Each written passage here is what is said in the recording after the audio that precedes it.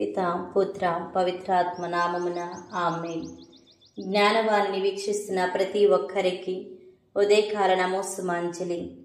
నీవు ఒంటరివి కావు, ఉత్థాన ప్రభు నీతో ఉన్నారు అని మనకు ఈనాటి పరిశుద్ధ పఠనాలు అభయమిస్తున్నాయి. ప్రియ సహోదరులారా, ప్రస్తుత సమాజాన్ని మనం గమనిస్తున్నట్లయితే మంచికి నిజాయితీకి సాక్ష్యం ఇవ్వడానికి బెదిరిపోతుంది, పారిపోతుంది. కానీ ఈనాటి మొదటి పట్టణములో పునీత పేతురు యోహాను గారు బెదిరిపోక, పారిపోక ధైర్యముతో పుట్టుకుంటి వాణ్ణి స్వస్థపరిచినది సిలువ వేయబడిన పునరుత్థానమైన యేసుక్రీస్తు యొక్క మహిమకు సాక్ష్యం ఇవ్వడానికే కాని వారి యొక్క గొప్పతనానికి కాదు. జీవకర్తను చంపడం మానవ పని అయితే ఆయనను మృతి నుండి లేపడం దేవుని పని అయింది. ప్రభువును నిరాకరించడం, శిక్షించడం మానవుల పని. కానీ దైవ చిత్తాన్ని అంగీకరించి తండ్రి దేవుని మహిమపరచడం మన క్రీస్తు ప్రభుని పని. క్రీస్తు ద్వారా మానవుల పాపములను మన్నించడం దేవుని పనిగా మారిపోయింది. మనం మన జీవితంలో దేవునికి ఎంత ప్రాధాన్యతను కలిగిస్తున్నామో అంతకంటే అధికంగా దేవుడు మనల్ని దీవించుతారు, తమ సేవకు ఉపయోగించుకుంటారు. ప్రియ సహోదరులారా, ఈనాటి వాక్యం ద్వారా ప్రభు మనందరితో మాట్లాడుతున్నారు.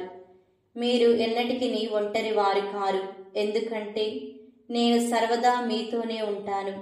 మరి ముఖ్యంగా కష్టాల కడగండ్లలో జీవితం కృంగిపాటుకు గురి అవుతుంది.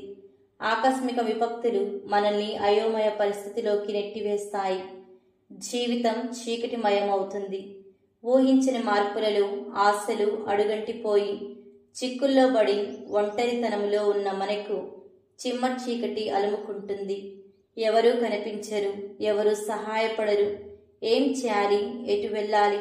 ఇలాంటి పరిస్థితులు ఖచ్చితంగా ఏదో ఒక సమయాన ప్రతి ఒక్కరి జీవితంలో తారసపడి ఉండవచ్చు. నేడు మనం మన సమస్త చరిత్రను చూసినట్లయితే తల్లి జ్ఞానమ్మ గారి జీవితంలో ఇవన్నీ జరిగినవి.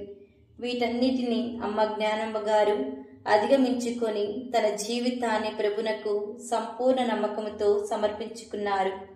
అదేవిధంగా మదర్ జోసెఫ్ గారు కూడా మన సంస్థకు జీవం పోయడానికి ఎంతగానో ఒడిదుడుకులను ఒంటరితనంతో పోరాడి దేవునిపై భారాన్ని వేసి ధైర్యముగా నేను ఒంటరిని కాను, ప్రభు హస్తం నాపై ఉన్నది, ప్రభు నాలో ఉన్నారు అనే మనోస్థైర్యముతో ఉండి మన సంస్థను ముందుకు నడిపించి 3 కాయలు 6 పువ్వులుగా ప్రభుని సేవలో మనందరము కలిసి జీవించడానికి ఎంతగానో తోడ్పడినారు. కాబట్టి మనందరము కూడా శిష్యుల వలె నమ్మకాన్ని పోనివ్వక అమ్మ జ్ఞానమ్మ గారి వలె, మదర్ జోసెఫ్ గారి వలె ధైర్యముతో ప్రభువుకై నమ్మకం సడిలిపోకుండా ప్రభు మనలో ఉన్నారని విశ్వసిస్తూ ప్రభుని స్పర్శను, ఉనికిని మన జీవితాల్లో కలుగొందాం. ఆ దేవాతి దేవుని పునరుత్థాన దీవెనలు, ఆశీస్సులు మనపై, మన సమస్తపై ఉండాలని ప్రార్థించుకుందాం. ఆమేన్. పిత పుత్ర పవిత్రాత్మ నామం